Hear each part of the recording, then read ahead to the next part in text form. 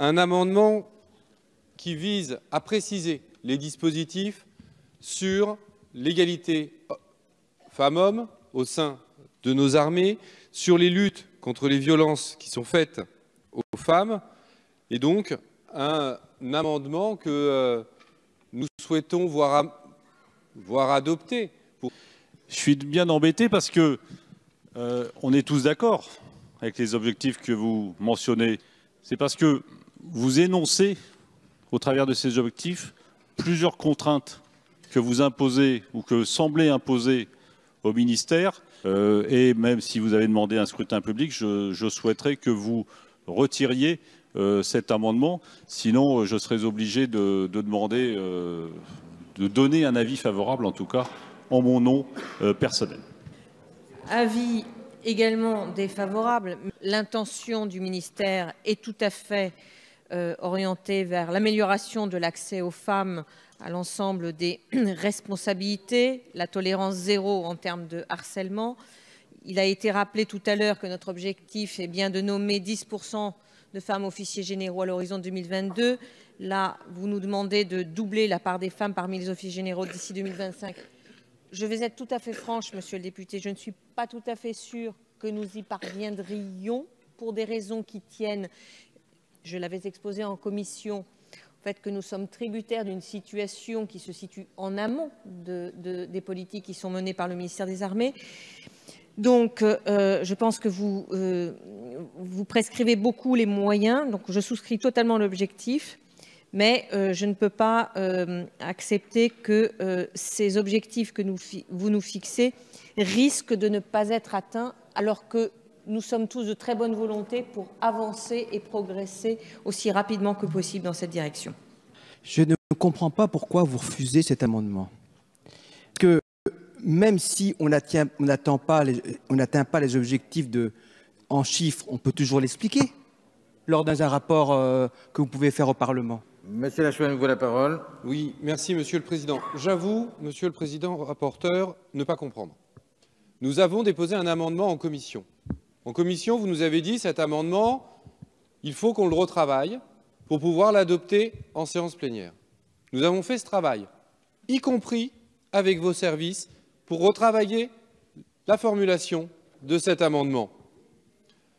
Nous avons déposé un amendement qui, il me semble, avait recueilli votre assentiment.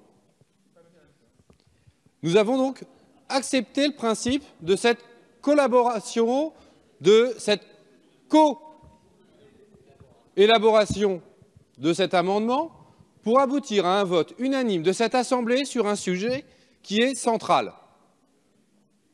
Et là, on découvre deux amendements de La République En Marche qui n'avaient pas été déposés en commission sur ces mêmes thématiques, auxquels vous accordez un avis favorable, et cet amendement que nous avons travaillé ensemble reçoit un avis défavorable.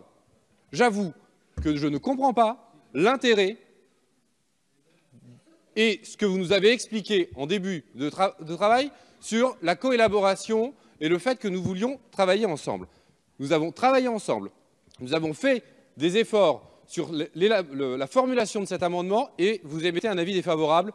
J'avoue ne pas comprendre sur un sujet aussi important que l'égalité femmes-hommes.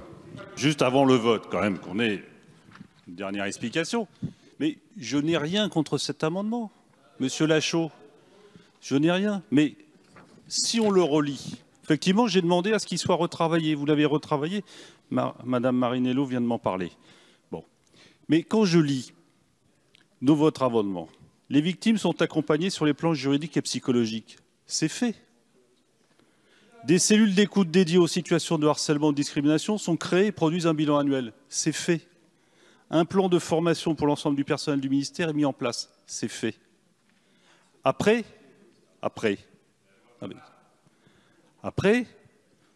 vous parlez de choses qui n'existent pas encore, qui pourraient exister, qui sont contenues dans un rapport sénatorial. Par exemple, il veille à faciliter l'accès des femmes au diplôme d'état-major et de l'école de guerre, etc., etc. Je pense que la ministre en a parlé, a répondu.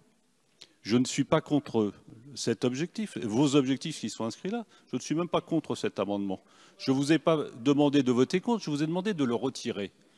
Si vous ne voulez pas le retirer, et si vous voulez, pour considérer que c'est un objectif commun partagé par tout le monde, etc., et bien à ce moment-là, je donne un avis favorable et on le vote tous.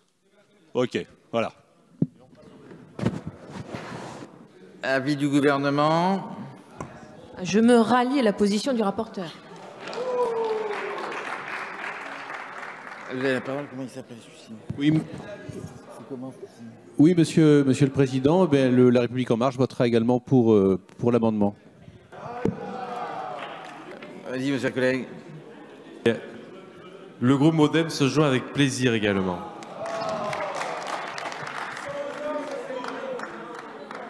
Madame Chapelier. Simplement pour rassurer mon collègue Lachaud, effectivement, nous avons également discuté avec le ministère sur les mêmes points et développé et précisé exactement les mêmes points que vous.